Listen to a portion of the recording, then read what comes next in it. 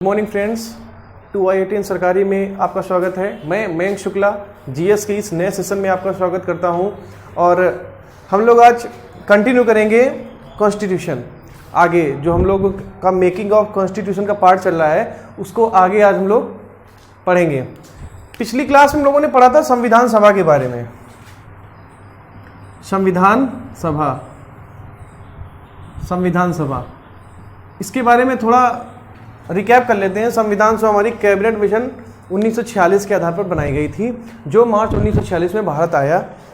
Cripps, Lawrence और Alexander इसके तीन प्रमुख व्यक्ति थे।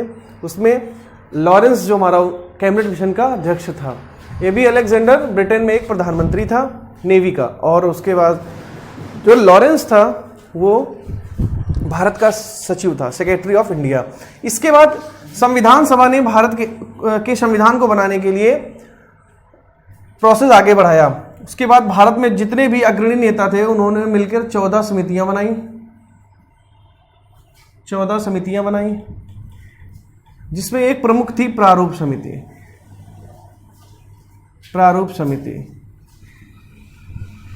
समिति हमारे 7 सदस्य थे, जिसके अध्यक्ष थे हमारे भीमराव रामजी अंबेडकर।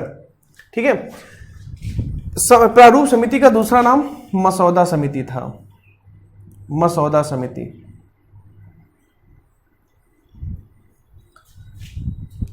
60 देशों की यात्रा करने के बाद और लगभग 64 लाख रुपए खर्चा होने के बाद 2 वर्ष 11 माह 18 दिन लगभग 3 वर्ष से हमारे देश का संविधान बनकर तैयार हुआ। हमारे देश के संविधान को बनाने के लिए सबसे ज्यादा योगदान भारत शासन अधिनियम 1935 का है, जिससे लगभग 250 अनुच्छेद कॉपी पेस्ट किए गए, बिल्कुल हूबहू लिए गए।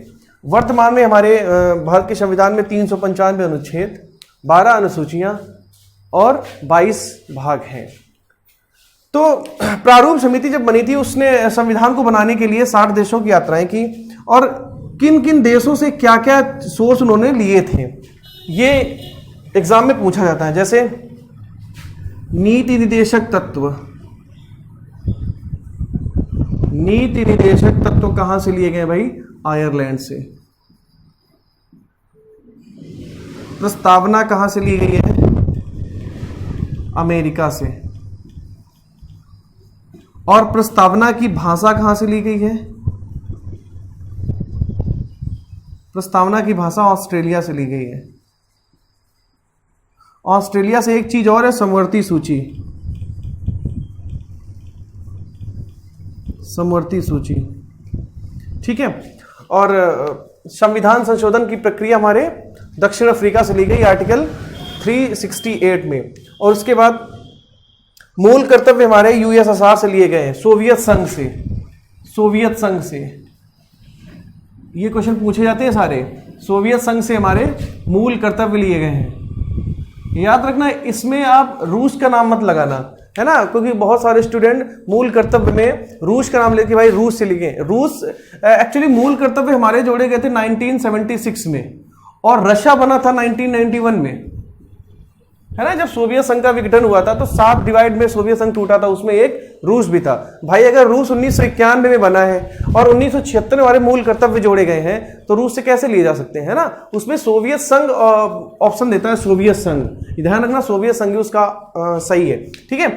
तो इसके बाद सोवियत संघ से हमारा मूल कर्तव्य हो गए, और मूल अधिकार, यहीं पे कॉन्सेप्ट आता है। मूल अधिकार कहां से लिए गए हैं? तो मूल अधिकार हमारा हो जाएगा अमेरिका। संविधान संशोधन की प्रक्रिया कहां से ली गई है? तो दक्षिण अफ्रीका। ठीक है। आपातकाल, इमरजेंसी, आपातकाल कहां से लिए गए? आपातकाल हमारे जर्मनी के संविधान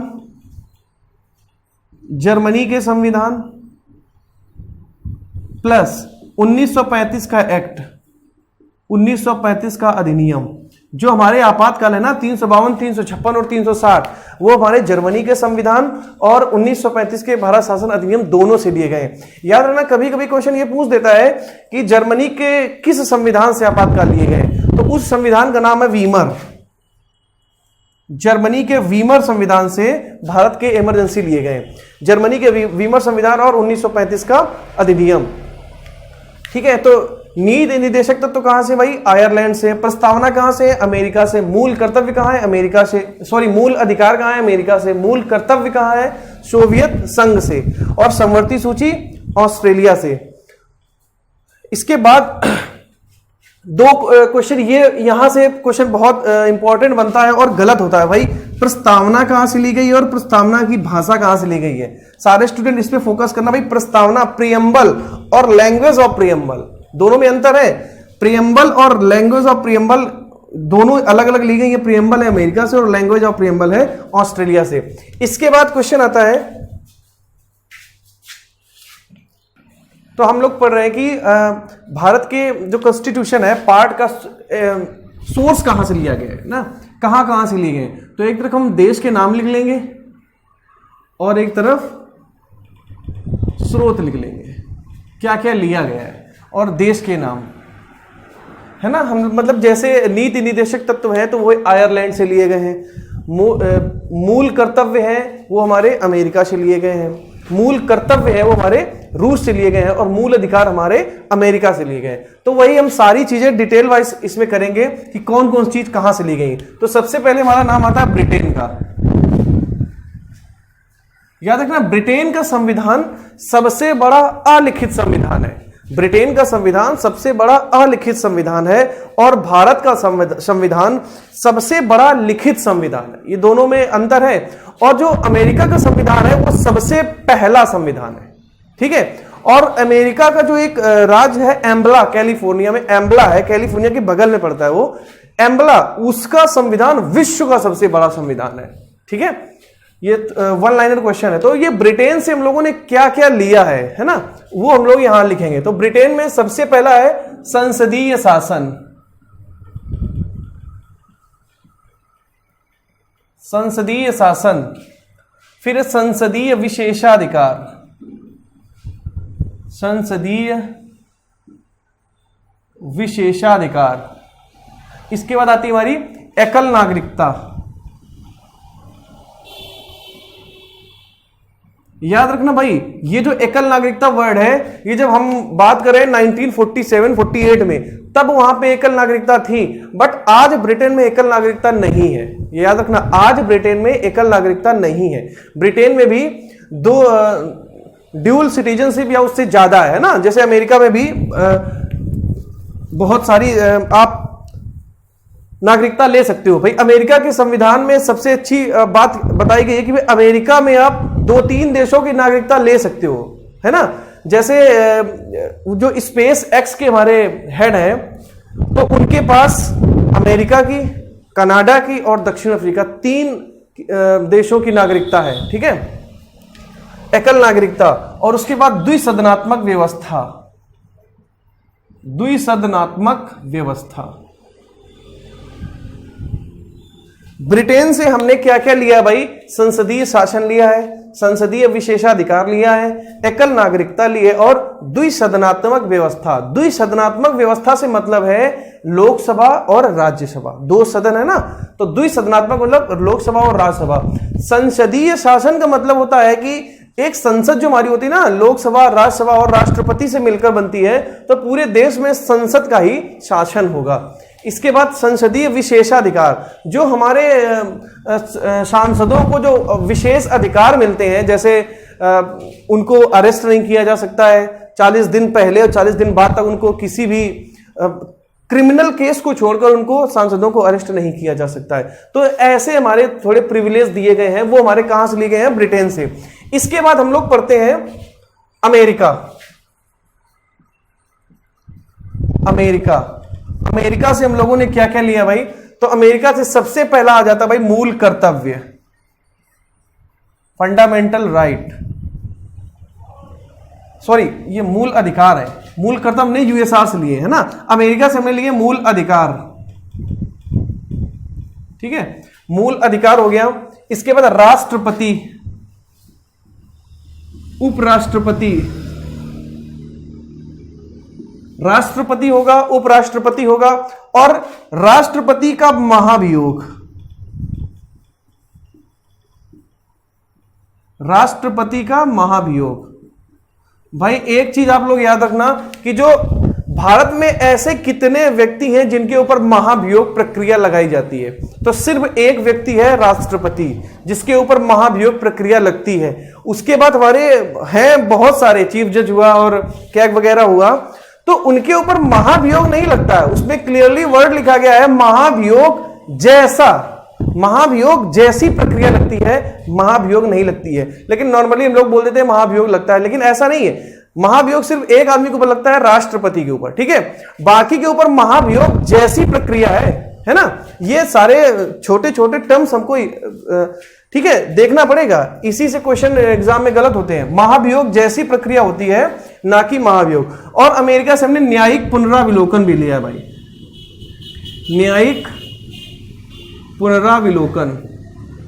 देखो न्यायिक पुनराविलोकन से मतलब है कि जैसे किसी भी हाई कोर्ट या सुप्रीम कोर्ट ने अपना निर्णय दिया तो उसका बाद में रिव्यू पिटीशन डाली जाती है कि भाई आप अपने न्याय, मतलब जो आपने जस्टिस किया, न्याय दिया है या जो डिसीजन दिया है, आप उस पर एक बार पुनर्विचार कर लीजिए, है ना। तो न्यायिक पुनराविलोकन वही है, न्यायिक पुनराविलोकन। तो अमेरिका से हमने क्या क्या लिया भाई? मूल अधिकार हो गया, राष्ट्रपति, उपराष्ट्रपति, राष्ट्रपति पर महाभियोग और न्यायिक पुनराविलोकन, ठीक है। इसके बाद बारी आती है भाई ब्रिटेन हो गया हमें, और फ्रांस। फ्रांस, फ्रांस से हम लोगों ने सिर्फ एक ही चीज ली है, एकता, बंधुत्ता, एकता, बंधुत्व और भाईचारा। एकता, बंधुत्व और भाईचारा जो हमने लिया है वो फ्रांस के संविधान से लिया है। और ये भाई फ्रांस की क्रांति का नारा भी था, एकता, बंधुत्व और भाईचारा।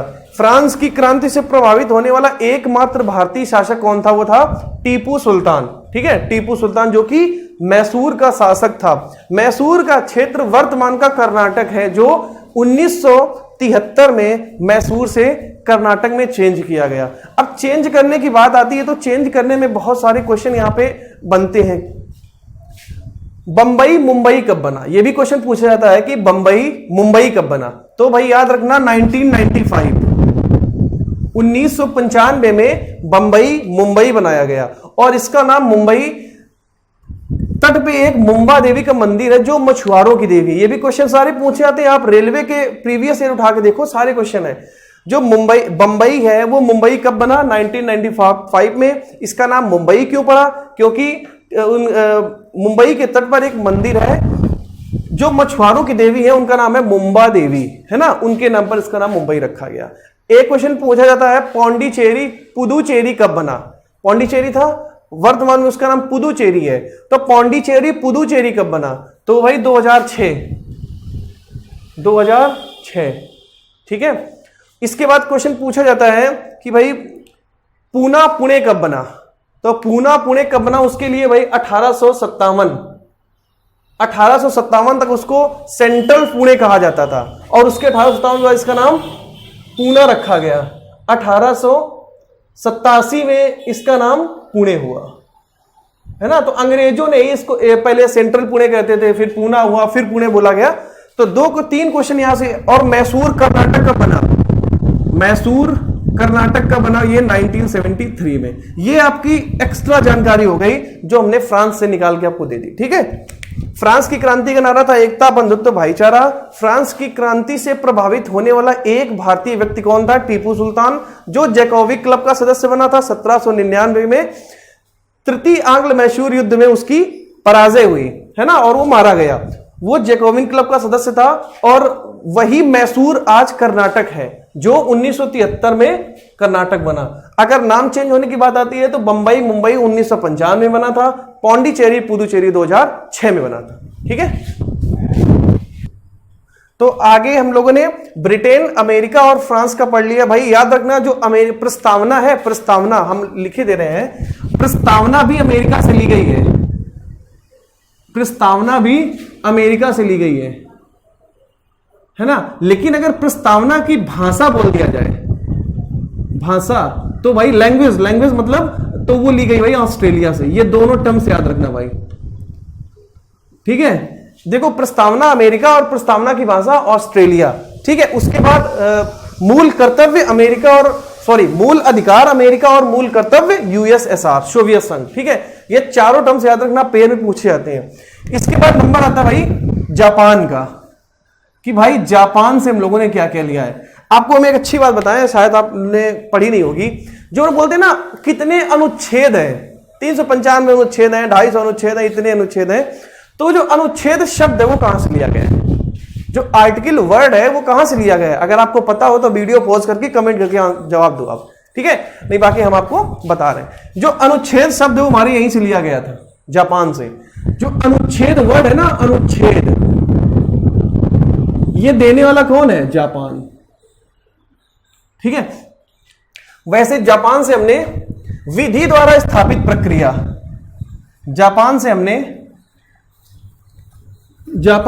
विधि द्वारा स्थापित प्रक्रिया ली है, विधि द्वारा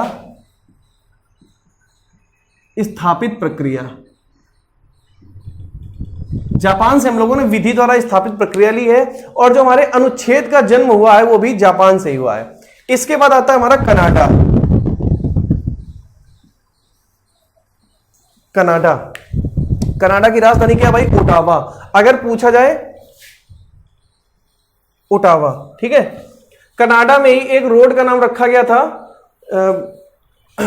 अपने देश के सिंगर के नाम पर। उस सिंगर का नाम बताइए आप, अगर पता हो तो कमेंट करके बताना, बिल्कुल, है ना। नहीं बाकी जान लो, AR रहमान साहब थे, ठीक है। कनाडा, और कनाडा की सांस्कृतिक राजधानी की अगर पूछा जाए, कनाडा की राजधानी तो ओटावा हो गई। अगर पूछा जाए कनाडा की सांस्कृतिक राजधानी क्या है, कल्चरल कैपिटल ऑफ कनाडा, तो भाई वो क्या है बताओ, अगर पता हो तो कमेंट करो, ठीक है। बाकी हम बता रहे हैं कनाडा की ओटावा, और सांस्कृतिक राजधानी है कनाडा की, पता है, वैंकूवर, ठीक है, लिख लेना। कनाडा से हम लोगों ने लिया है संघीय व्यवस्था।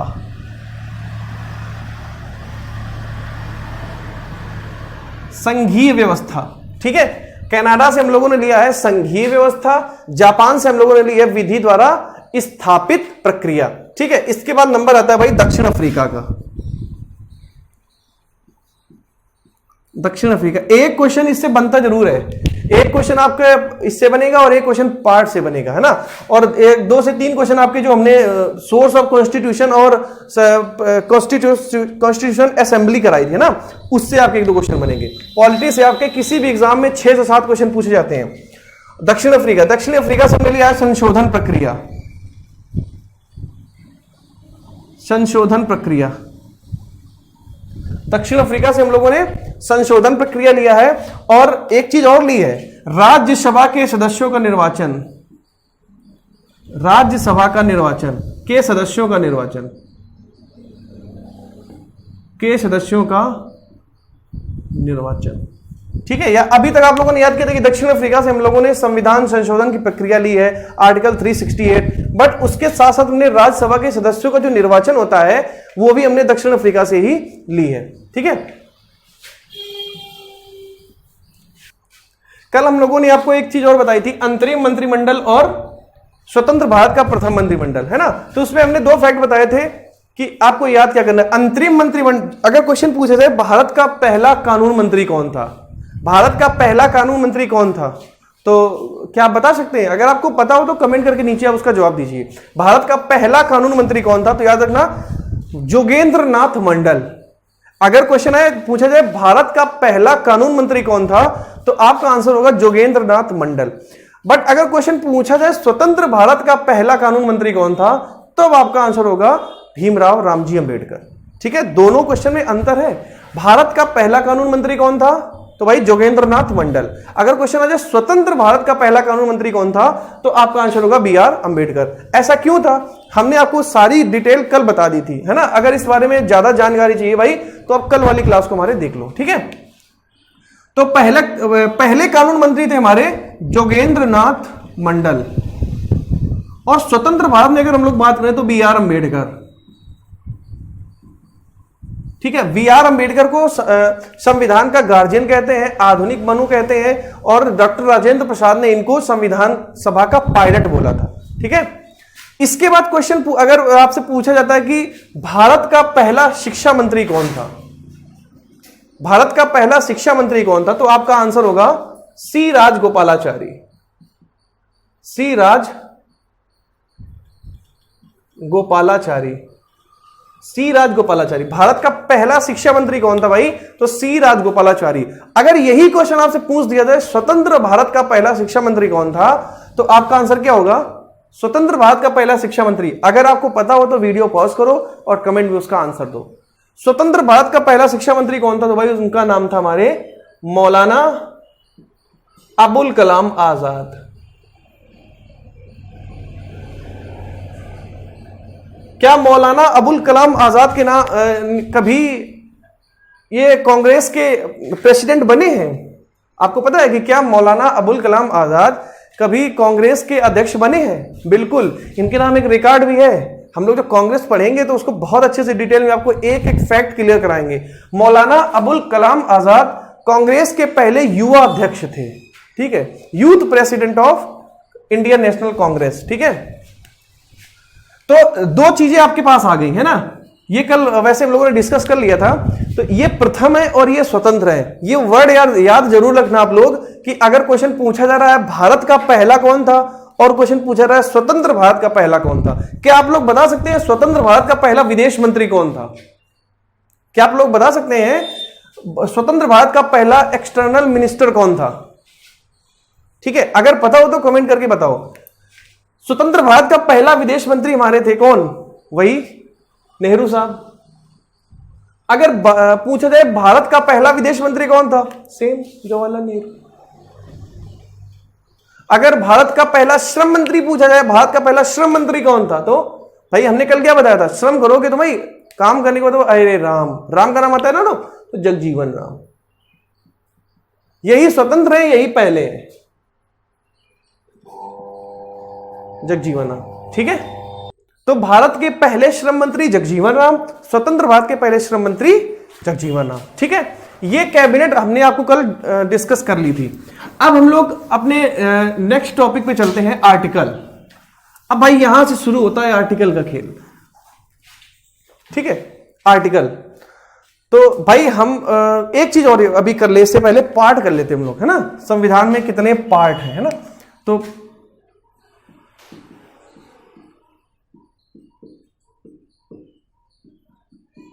संविधान के भाग, हम लोग इसको इंग्लिश बोलते हैं parts of constitution. Parts of constitution. हमारे संविधान में कितने भाग हैं भाई? 22। याद रखना 22 भाग हैं। अगर यहां से एक प्रॉब्लम क्रिएट होती है, कौन सी? अगर एग्जाम में 22 ऑप्शन आता है तो आप 22 करोगे। अगर एग्जाम में 25 ऑप्शन आता है तो भाई आप 25 करोगे। दोनों अगर आते हैं तो भी 25 करोगे। अगर ऑप्शन में 25 ना आए तो आप 22 को सही करोगे। अगर एग्जाम में 25 आ जाता है तो आप 25 सही करोगे। अगर एग्जाम में दोनों आ जाते हैं तो आप 25 सही करोगे, ठीक है। क्योंकि 3 पार्ट हमारे में जोड़ दिए गए हैं, ठीक है। तो इस समय हमारे संविधान में 25 भाग हैं। अगर आप 22 भी बोल सकते हो अगर आपको लगे, ठीक है। दोनों में से कोई भी हो, आपको एक सही करना, दोनों हो तो 25 को सही करना है। हमने इसको प्रेफरेंस दिया है। इसके बाद संविधान का में भाग आते हैं 25। अब 25 भाग को हम लोग आराम से डिस्कस करेंगे। 25 भाग को, संविधान के भाग, हमारे संविधान में 25 भाग है ना, तो 25 के 25 भागों को भाई पढ़ना बहुत टाइम लगेगा उसके लिए, है ना। तो उसके हम पढ़ते हैं भाग 1। भाग 1 में क्या लिखा है भाई? भारत राज्यों का एक संघ है, राज्यों का संघ है, ठीक है। उसके बाद भाग 2 में लिखा है भाई नागरिकता। नागरिकता हमारी आर्टिकल 5 से 11 तक आती है। नागरिकता हमारी आर्टिकल 5 से 11 तक आती है। भाग 3 में है मूल अधिकार, फंडामेंटल राइट, ये हमारे 12 से 35, ठीक है। इसके बाद 4 में आता है हमारा डीपीएसपी, मतलब नीति निर्देशक तत्व। नीति निर्देशक तत्व ये हमारे आते हैं 36 से 51 तक। इसके बाद एक पार्ट है 4 का ए या 4 का, इसमें हमारा आता है मूल कर्तव्य, ठीक है। इसके बाद भाग 5 में हमारा है संघ, यूनियन। 6 में है भाई स्टेट, राज्य, ठीक है। 152 से 237, ठीक है। इसके बाद है यहां पे है 52 से 152, ठीक है। यहां पे 7 पार्ट 7 हमारा खत्म कर दिया गया है। इसके बाद 8 में है संघ और राज्य। संघ और राज्य, देखो पहला है राज्यों का संघ होगा, दूसरा नागरिकता, तीसरा मूल अधिकार, चौथा नीति निर्देशक तत्व, और 4 का ठीक है मूल कर्तव्य। 5 में है संघ, 6 में है राज्य, 7वां हमारा खत्म हो चुका है, 8वां हमारा है संघ और राज्य दोनों। संघ और राज्य दोनों, ठीक है। इसके बाद ठीक है, तो इतने सारे हमारे पार्ट्स हो गए। बाकी अब हम लोग चलते हैं सीधे आर्टिकल पे, अनुच्छेद। अनुच्छेद, ठीक है। अनुच्छेद 1 में क्या लिखा भाई, ये सबसे इंपॉर्टेंट टर्म्स है पॉलिटी के लिए, आर्टिकल याद करना। बहुत सारे बच्चों को आर्टिकल याद करने में बहुत दिक्कत होती है ना, लेकिन हम जितनी सिंपल लैंग्वेज में आपको बताएंगे, अगर उसको आप फॉलो करोगे तो आप एक भी आर्टिकल मतलब 395 में तो नहीं, लेकिन मैक्सिमम आपको 150 से 200 आर्टिकल आराम से याद हो जाएंगे। 395 आर्टिकल तो एक लॉयर को भी नहीं याद है ना। तो आर्टिकल 1 क्या है, भारत राज्यों का एक संघ है, राज्यों का संघ है। भाई एक बात हमेशा याद रखना, आप पॉलिटी पढ़ रहे हो एग्जाम क्रैक करने के लिए, ना कि वकील बनने के लिए, है ना। राज्यों का संघ, आर्टिकल 2 और 3 ये दोनों किससे रिलेटेड है, ये पावर दी गई है संसद को। आर्टिकल 2 और 3 ये पावर है संसद के पास। संसद किसी भी राज्य में उस राज्य को काट कर नया राज्य बना सकती है, संसद किसी भी नए राज्य की स्थापना कर सकती है। मतलब आर्टिकल 2 और आर्टिकल 3 में यह प्रावधान किया गया है कि संसद किसी भी राज्य की सीमा को घटा सकती है, बढ़ा सकती है ना, और संसद किसी भी कंडीशन में नए राज्य की स्थापना कर सकती है, ठीक है। आर्टिकल 2 और आर्टिकल 3 ही हो गए। इसके बाद आता है आर्टिकल 4।